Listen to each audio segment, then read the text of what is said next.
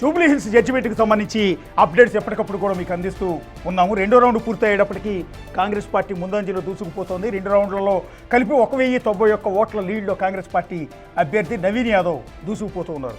First రౌండ్లో కాస్త తక్కువ ఓట్లే వచ్చాయి, లీడ్ కూడా చాలా తక్కువగానే ఉంది. కేవలం 62 ఓట్లకే 62 ఓట్ల లీడ్కి మాత్రమే కాంగ్రెస్ పార్టీ పరిమితం అయ్యింది.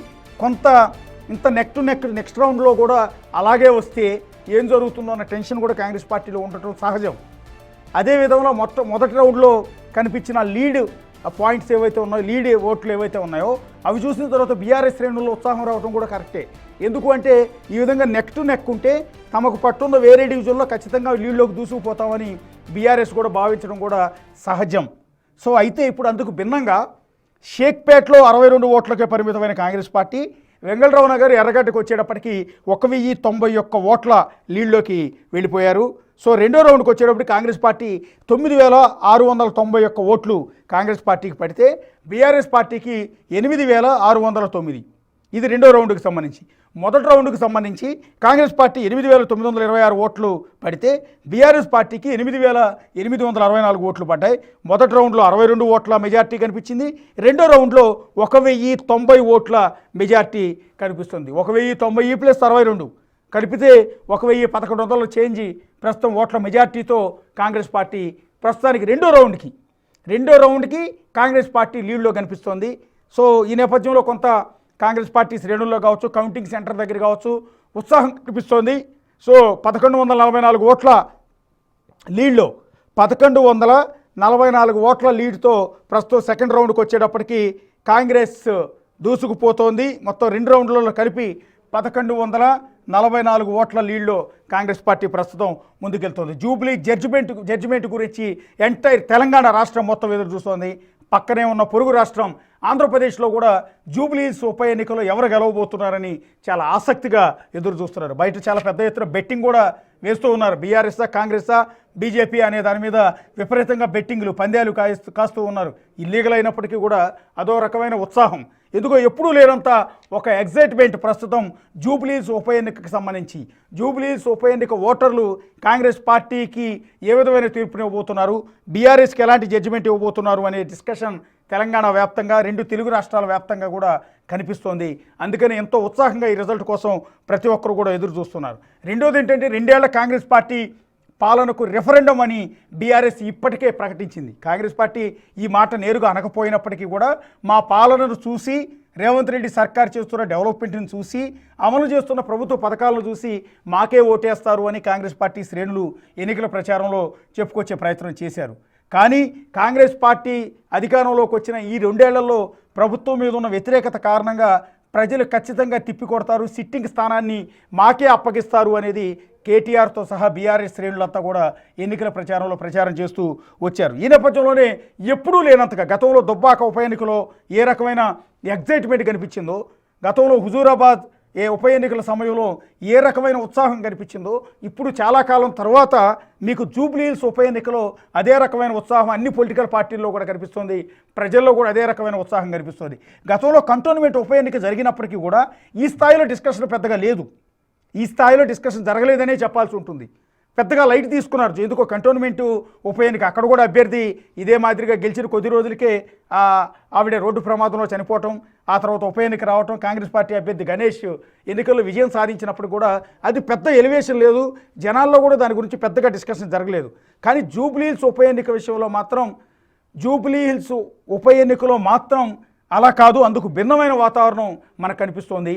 గతంలో తెలంగాణలో 2023లో జరిగిన రాష్ట్ర ఎన్నికల్లో ఏ రకమైన సిచ్యువేషన్ ఉందో, ఏ రకమైన ఉత్సాహభరితమైన ఆ ఎన్నికల సందడి రాష్ట్రం అంతా కనిపించిందో, ఇప్పుడు ఒకే ఒక ఉప ఎన్నికకు సంబంధించి, అది కూడా జూబ్లీ హిల్స్ ఉప ఎన్నికకు సంబంధించి ఈ ఈక్వేషన్స్ ఎక్కువగా కనిపిస్తున్నాయి. పర్టికులర్గా ముస్లిం ఓట్లు అత్యధికం ఉండటం కావచ్చు, ఆంధ్ర సెటిలర్ల ఓట్లు ఎక్కువగా ఉండటం కావచ్చు, అట్లాగే అత్యధిక ధనికులు ఉండే నియోజకవర్గం కూడా ఇదే కావటం కావచ్చు, అత్యధిక బస్తీలు ఉన్న నియోజకవర్గం కూడా ఇదే కావటం కావచ్చు. ఇట్లా రకరకాల ఈక్వేషన్స్. సిట్టింగ్ స్థానంలో ఉన్న అభ్యర్థి చనిపోవటం, ఆ చనిపోయిన నేపథ్యంలో ఆ సింపతి ఓట్లు అటువైపు పడతాయా, లేకపోతే ప్రభుత్వ పాలన చూసి ఇటువైపు ఓట్లేస్తారా, అధికార పార్టీ వైపు మొగ్గు చూపుతారా, ప్రతిపక్ష పార్టీ వైపు మొగ్గు చూపుతారా అనే ఈక్వేషన్స్ నేపథ్యంలో హోరాహోరీగా సాగిన జూబ్లీహిల్స్ ఉప ఎన్నికల ఫలితాలు ఇప్పుడు రాబోతున్నాయి.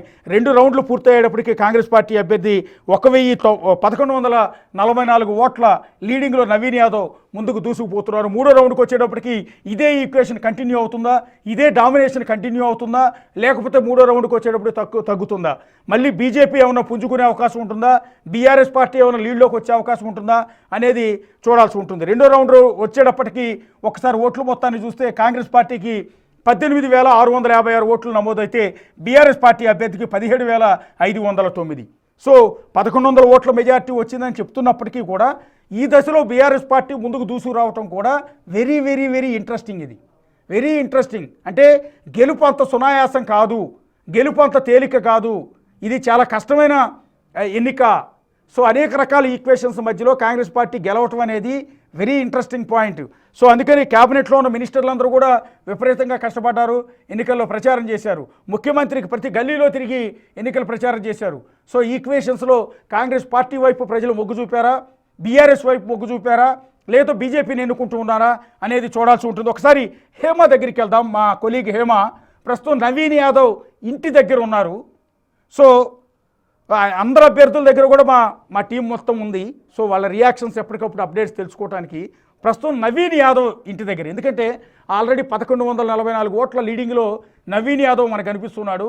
ప్రస్తుతం నవీన్ యాదవ్ కౌంటింగ్ సెంటర్లో ఉన్నారు క్యాండిడేట్ కాబట్టి.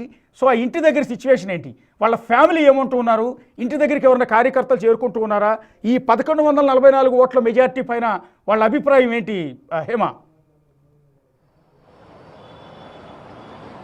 ఎస్, మొత్తానికి ఇందాక మీరు అన్నట్టుగానే ఈ విజయం అంత ఈజీ కాదనే చెప్పుకోవచ్చు. ఎందుకంటే ఎగ్జిట్ పోల్స్ చూపించిన విధంగానే చాలా తక్కువ డిఫరెన్స్తో ప్రస్తుతం ఎవరు విన్ అవుతారు అనేది మాత్రం చాలా లీస్ట్ మెజారిటీతో విన్ అవుతారని అర్థమవుతుంది. ఇప్పటి వరకు 2 రౌండ్లో కూడా చూసుకుంటే అటు బీఆర్ఎస్ అండ్ కాంగ్రెస్ 2 కూడా టగ్ ఆఫ్ వార్గానే ఉన్నాయి. కేవలం కాంగ్రెస్ మాత్రం ప్రస్తుతం 1144 ఓట్లతో కొంచెం ముందంజలో ఉంది, మెజారిటీతో ఉంది.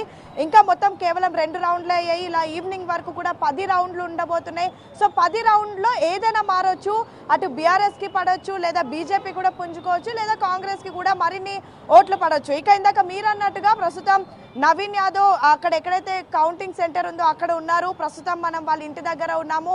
వీళ్ళ ఇంటి దగ్గర అంటే అభ్యర్థి నవీన్ యాదవ్ ఇంటి దగ్గర చూసుకున్నట్టయితే మొన్న ఏ రోజైతే పోలింగ్ డే అయిందో ఆ రోజు ఈవినింగే పెద్ద ఎత్తున వచ్చినటువంటి ఎగ్జిట్ పోల్స్ని బేస్ చేసుకొని ఇక్కడ పెద్ద ఎత్తున సంబరాలు చేసుకున్నారు. తమ అన్న నవీన్ యాదవే గెలుస్తాడు అంటూ కూడా ఇక్కడ పెద్ద ఎత్తున సందడి వాతావరణం క్రియేట్ అయింది. కానీ ప్రస్తుతం ఇక్కడ ఎవరు కూడా కనిపించడం లేదు. కార్యకర్తలంతా కూడా ఆల్రెడీ కౌంటింగ్ సెంటర్ దగ్గరికి వెళ్ళినటువంటి పరిస్థితి. ఎందుకంటే ఏ క్షణం ఏం జరగబోతోంది అంటూ కూడా ప్రతి ఒక్కరు ఉత్కంఠతో చూస్తూ ఉన్నారు. ఇక ఫ్యామిలీ మెంబర్స్, వాళ్ళ మదర్ కానివ్వండి, ఇతర ఫ్యామిలీ మెంబర్స్ అంతా కూడా ప్రస్తుతం అన్ని టెంపుల్స్ ఒక రౌండ్ వేస్తూ ఉన్నారు తమ ఇంటి మనిషి అయినటువంటి నవీన్ యాదవ్ గెలవాలని. ఎందుకంటే నవీన్ యాదవ్ ఇది 3వ పోటీ చేయడం. 2014లో పోటీ చేసినారు, అప్పుడు ఓడిపోయినారు. 2018లో పోటీ చేశారు, అప్పుడు ఇండిపెండెంట్గా పోటీ చేసి ఓడిపోయారు. ఇప్పుడు ముచ్చటిగా 3వ జూబ్లీహిల్స్ ఎన్నికల్లో తాను పోటీ చేస్తున్నారు. సో ఎలా అయినా సరే గెలవాలి అంటూ కూడా పెద్ద ఎత్తున కుటుంబ సభ్యులంతా కూడా అన్ని ఆలయాలకి తిరిగి పూజలు నిర్వహిస్తుంటే, మరొక వైపు కార్యకర్తలంతా కూడా ఉత్కంఠగా ఎదురు చూస్తూ ఉన్నారు. రౌండ్కి కూడా చాలా ఉత్కంఠ నెలకొంటుందనే చెప్పుకోవచ్చు. ఎందుకంటే ఒకవైపు బీఆర్ఎస్కి కూడా ఓట్లు పెద్ద ఎత్తునే పడుతున్నాయి. మొదటి రౌండ్లో చూసుకుంటే కేవలం బీఆర్ఎస్కి కాంగ్రెస్కి 64 ఓట్లు తేడా మాత్రమే ఉండింది.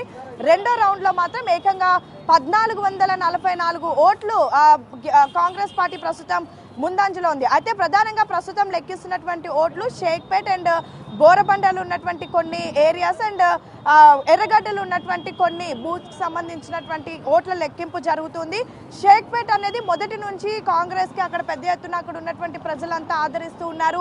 షేక్పేట్లో జరిగినటువంటి డెవలప్మెంట్ కార్యక్రమాలే కానివ్వండి, అండ్ రీసెంట్గా ఎప్పుడైతే జూబ్లీహిల్స్ ఉప ఎన్నికలు అనివార్యమని తెలిసిన తర్వాత పెద్ద ఎత్తున కూడా అక్కడికి మంత్రులంతా, ఇన్ఛార్జ్ మంత్రులుగా ఉన్నటువంటి గడ్డం వివేక్ కానివ్వండి, ఇతర జూపల్లి కానివ్వండి, అక్కడ అభివృద్ధి కార్యక్రమాలకి కొన్ని నవీన్ యాదవ్ ఇంటి దగ్గర మీ వెనక కొంతమంది ఎవరో వాళ్ళ అనుచరులు నిలబడి ఉన్నట్టు మీరు లైవ్ ఇస్తుంటే వాళ్ళు అలాగే చూస్తున్నారు.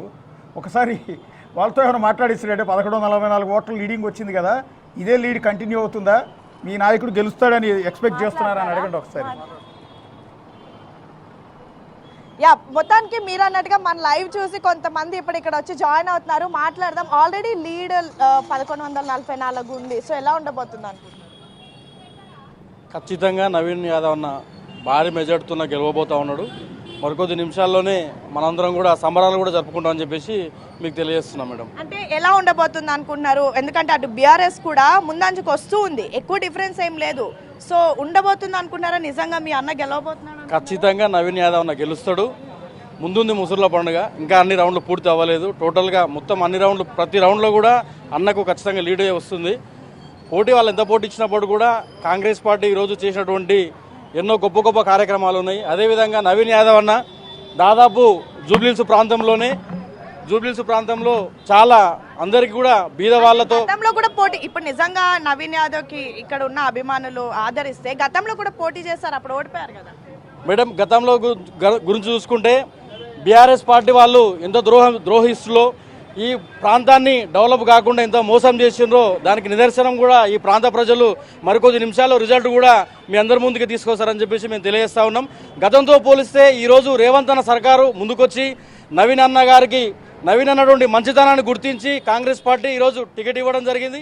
అదేవిధంగా ఈ ప్రాంత ప్రజలు కూడా ఖచ్చితంగా నవీన్ యాదవ్ను గొప్పగా ఒక లీడర్గా తీర్చిదిద్దబోతా ఉన్నారు. ఇది చరిత్రలో నిలవబోయే సంఘటన మరికొద్ది నిమిషాల్లో కూడా మీరు అందరూ చూస్తారు మేడం. ఒకవేళ గెలిస్తే నిజంగా డెవలప్మెంట్ ప్రోగ్రామ్స్ అవన్నీ నవీన్ యాదవ్ చేస్తాడని నమ్మకం ఉందా? 100% ఉన్నాయి కాబట్టి ఈరోజు జూబ్లీహిల్స్ ప్రాంతంలో ఉండే ప్రజలు కూడా ఈరోజు ఖచ్చితంగా అధికారంలో ఉన్న పార్టీకి ఓటేసి గెలిపించుకుంటేనే ఈ ప్రాంతం అభివృద్ధి చెందుతుందని చెప్పేసి ఒక గొప్ప నిర్ణయంతో, సంకల్పంతో కంకణం కట్టుకొని ఈరోజు నవీన్ అన్న కోసం అహర్నిశలు పనిచేసినటువంటి ప్రాంతంగా ఆ ప్రజలను ఈరోజు సంబరాలు జరుపుకుంటున్నటువంటి మరికొద్ది నిమిషాల్లో కూడా ఆనందోత్సవాలను చూస్తారని చెప్పేసి ఈ బిగ్ టీవీకి మేము తెలియజేస్తా ఉన్నాం మేడం.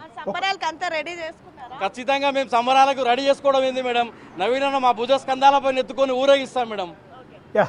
ఒకసారి మీరు చెప్పినట్టుగా వీళ్ళంతా సంబరాలకి కూడా తెచ్చిపెట్టుకున్నారా ఆల్రెడీ టపాసులు, స్వీట్లు అన్ని? క్రాకర్స్, స్వీట్స్ అన్ని అంటే తెచ్చుకున్నారా మేడం? అవన్నీ తెచ్చుకోవాల్సిన అవసరం ఏం లేదు మేడం.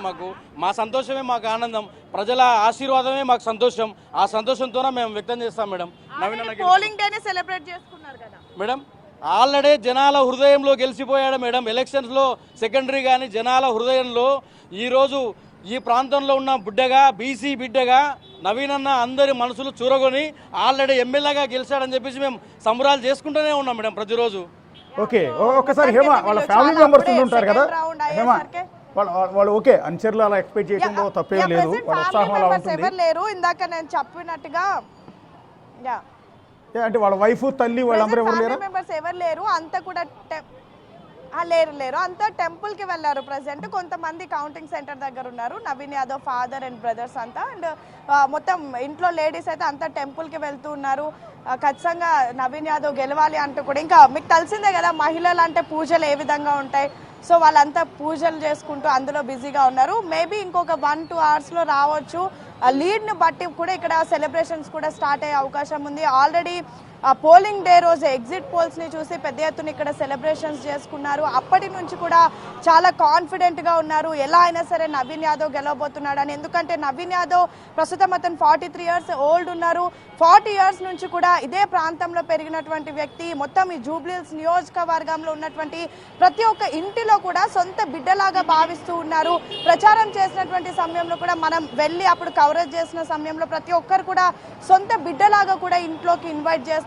తమ కొడుకులాగానే ప్రతి ఒక్కరు ట్రీట్ చేస్తున్నారు. ప్రతి ఒక్కరు కూడా ఏదో ఒక సమస్య తనని గుర్తు చేసుకొని ఆ సమయంలో హెల్ప్ చేసామంటూ కూడా చెప్తున్నారు. సో మరికొద్ది గంట వాళ్ళ ఫ్యామిలీ వచ్చినాక ఒక్కసారి మాట్లాడించండి, మళ్ళీ మీ దగ్గరికి వస్తాను. ఏమో ఒకసారి బీహార్ అప్డేట్స్ వస్తున్నాయి, ఒక్కసారి ఆ రిజల్ట్ చెప్పి మీ దగ్గరికి మళ్ళీ వస్తాను. ఈలోపు వాళ్ళ ఫ్యామిలీ మెంబర్స్ వస్తే వాళ్ళతో మాట్లాడించే ప్రయత్నం ఒక్కసారి చేయండి. ఒకసారి బీహార్ ఎన్నికల రిజల్ట్ చూద్దాం. జూబ్లీహిల్స్ అప్డేట్స్ చూస్తూ ఉన్నాం. ఇప్పటికే జూబ్లీహిల్స్లో దాదాపు 1144 ఓట్ల